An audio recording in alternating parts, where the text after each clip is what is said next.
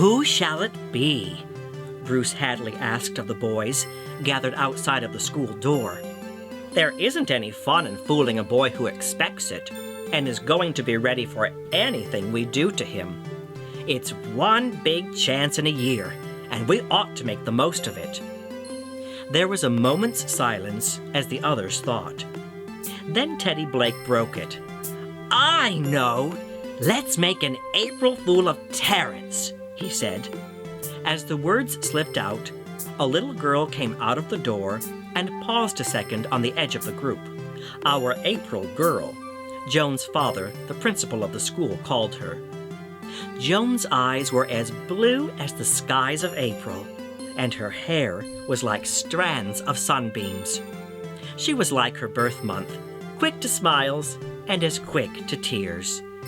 Joan loved the whole world and was sorry for every stray animal or fallen bird or neglected flower she saw. A flush of surprise made her cheeks pink as she caught Teddy's words.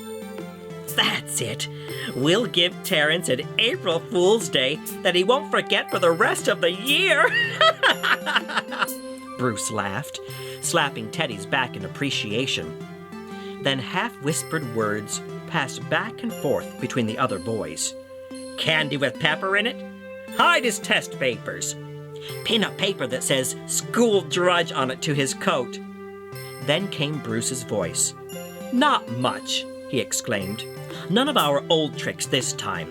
We'll—" But Joan was not able to catch the rest as she hurried on, across the yard, and over to her house opposite the school. Quick tears had filled Joan's eyes. She was seeing, behind them, a merry, freckle-faced boy in overalls and jumper, a broom in his hands, as she had left him in the schoolroom just now. "How are things going, Terrence?" she had asked, as she gathered up her books and turned toward the cloakroom. Terrence had smiled all over his face at her kind question. "Fine, Joan," he had answered. "I'm sure I can hold the job until fall anyway, when the fires have to be started. Maybe they'll let me get an older boy to tend the furnace then, so Mother and I can keep on. You see, I do most of the heavy cleaning here at school, and that saves Mother. It's such a help to have the basement of the school to live in. How are the rabbits, Joan?" he asked. "Just as darling as they can be," Joan had said. "Thank you so much for the lettuce you brought me for them." Then she had left Terrence sweeping with all the thoroughness that he had recited history that afternoon. It isn't fair for the boys to play tricks on Terrence just because he is doing janitor's work since his father died, Joan thought, as she went around to the back of the house to look at her rabbits. Terrence had the kindest heart in the whole class, and he loved all animals and growing things just as much as Joan did. There was the birdhouse that he had built for her in the budding apple tree, and in a sunny corner of the yard he had spaded a place for her flower bed. That had been Terrence's play, though. He had so little time for anything but work. What does it matter if Terrence is poor, and if he has to get dirty and wear old clothes? Joan thought.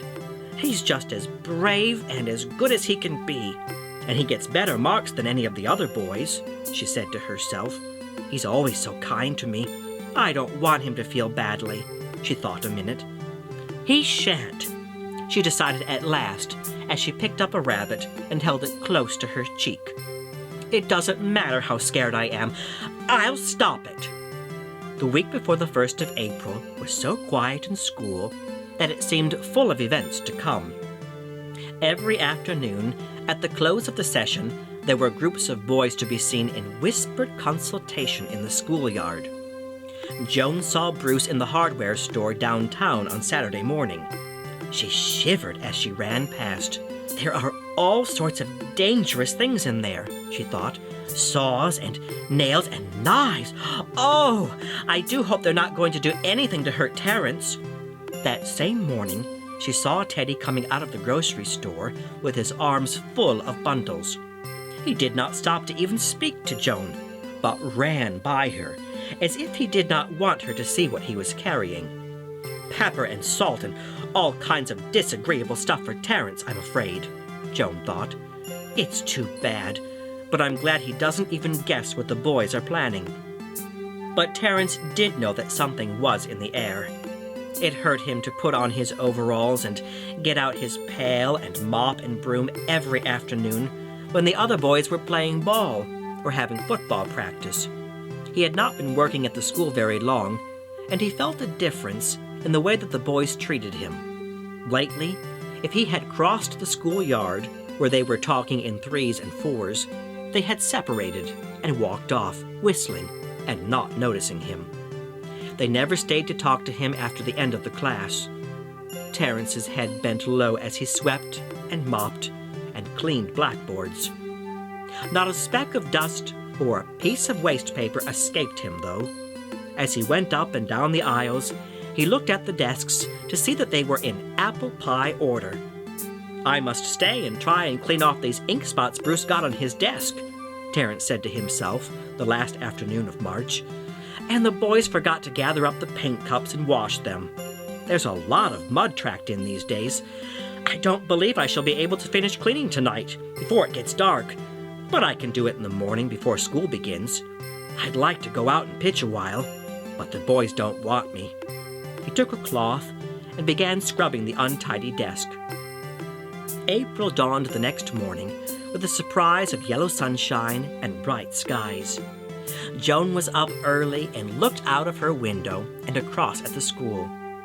Bruce had asked for the key the night before, telling her father that he and Teddy wanted to go in early and study before school opened. Joan could see 1, 2, then more boys going stealthily in the school door and coming out again laughing.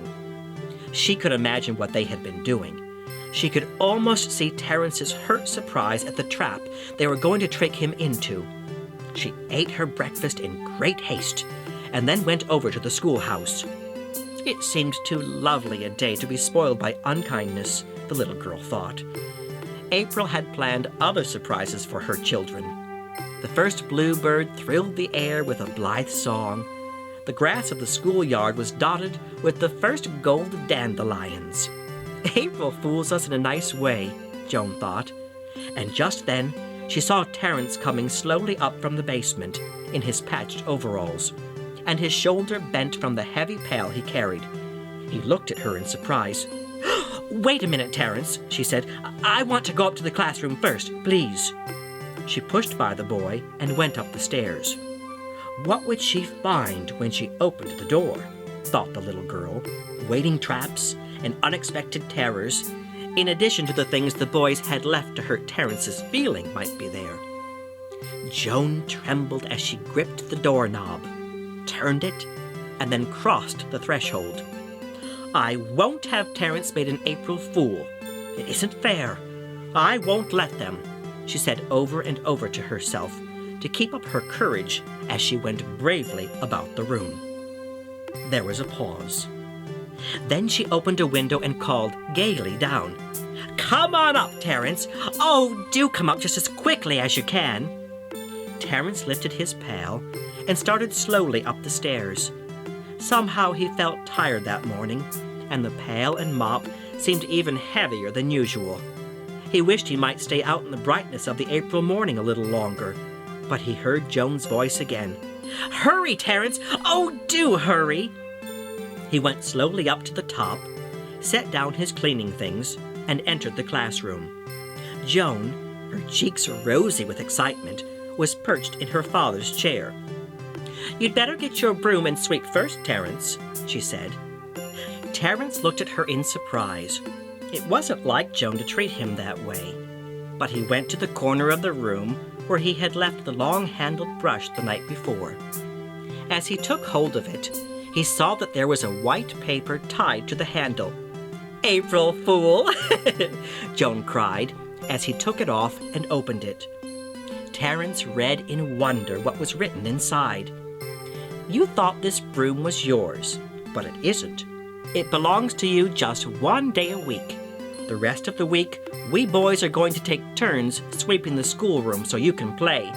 April Fool!" "The whole room is full of surprises for you, Terrence," Joan said. "Go and look for them."